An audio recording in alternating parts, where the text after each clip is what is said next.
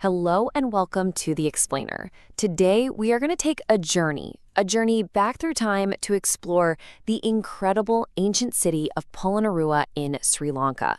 So, come on, let's dive in and uncover the stories that are literally etched in the stones of this lost capital. You know, there is a quote that just perfectly captures what we're about to see.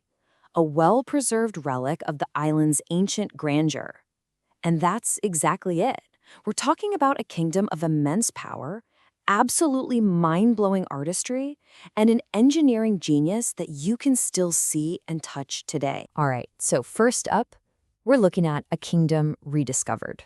We're going to explore just what Polonnaruwa was and how this lost capital of ancient Sri Lanka first rose to become such a powerhouse. So picture this. After the first capital, Anuradhapura, falls, a new power rises to take its place. That's Polonnaruwa. It becomes one of the shining jewels in what's known as Sri Lanka's cultural triangle, a real hub for government, for religion, and of course, for incredible culture and art. So what time period are we talking about here? Well, its golden age really kicks off in the 11th century.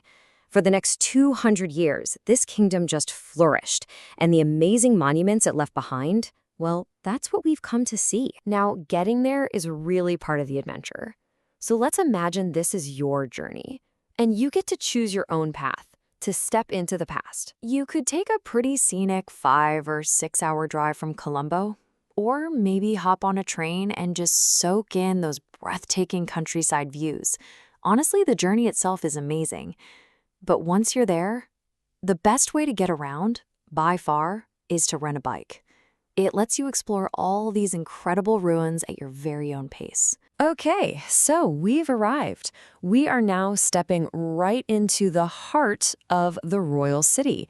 And this is a place where you can almost feel this incredible mix in the air, a blend of immense earthly power and incredibly deep spiritual devotion. Our first stop has to be the royal palace of King Parakrama I. He was one of Polonnaruwa's greatest rulers.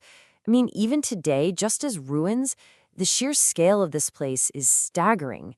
You can almost hear the echoes of its regal past. And get this, how big was this palace? It's believed that this structure once had over 1,000 rooms, spread across 7 stories. Just try to imagine that for a second. The life, the politics, the ceremonies, all happening within those walls.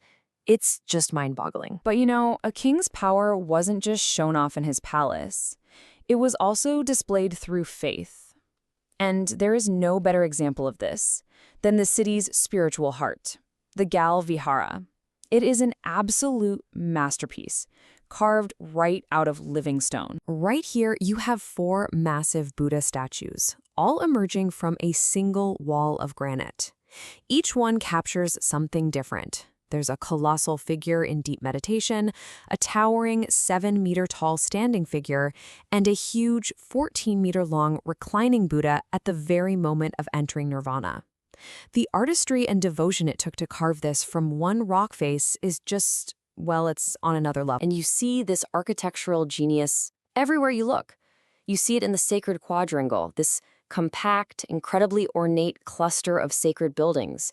And then you feel it in the raw power of a place like the Lanka Temple, a massive brick structure with this giant, headless Buddha statue inside that's no less powerful for being incomplete. But the story of Polonnaruwa isn't just about the stone buildings. Nope. To really understand the genius of this place, we have to look beyond the city walls. We have to see where its incredible engineering met the natural world head on. And what you find is this amazing dual legacy. On one hand, the kingdom built the Parakrama Samudra, a man-made sea so huge it's still used today for irrigation. Talk about engineering. But then, a short drive away, you've got Minneriya National Park, where nature is completely in charge, famous for its incredible yearly elephant gatherings. It's this perfect harmony of human creation and wild nature. So, after seeing all of this, what's the big takeaway? Why does this ancient city, now a UNESCO World Heritage Site, still resonate so much today? Let's talk about its legacy, a legacy literally cast in stone. Polonnaruwa's legacy is just immense. It's a world treasure, a place where you see this unique blend of different cultures and architectural styles. It's home to some of the most beautiful stone carving you'll ever see and hydraulic engineering that was centuries ahead of its time. But maybe most importantly, this isn't just a museum piece. It's a living, breathing, sacred site that still inspires pilgrims to this day. And that kind of leaves us with one final big question to ponder. We stand here today looking at these magnificent ruins, and we feel this sense of complete awe. But if this is what's left, just imagine what must the living, breathing city have been like in its absolute true glory.